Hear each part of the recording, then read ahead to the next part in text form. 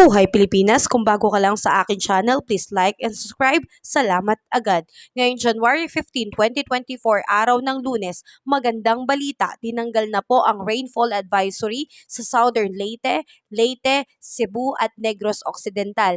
Ganun pa man, pinag-iingat pa rin po ang lahat dahil posible pa rin po ang pag-ulan, dulot pa rin po ito ng shoreline. Samantalang sa bahagi ng Luzon ay patuloy pong nakakaapekto ang northeast monsoon o ang hanging hamihan na magdadala ng maulap na panahon na may kasamang mahinang pag-ulan.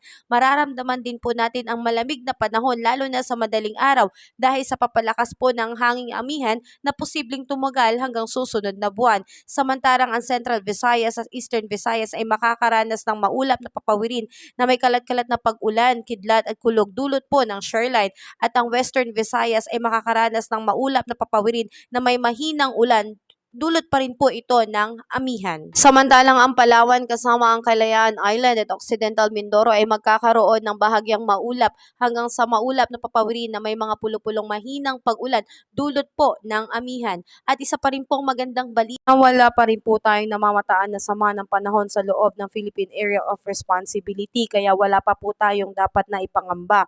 Ngunit sa labas naman po ng PAR ay mayroon pong dalawang low pressure area na nagbabadyang pumasok sa ating bansa kung hindi magbabago ang direksyon nito. Nawa ay wag na nga po sanang pumasok pa. Ngayon, salamat po at ingat ang lahat.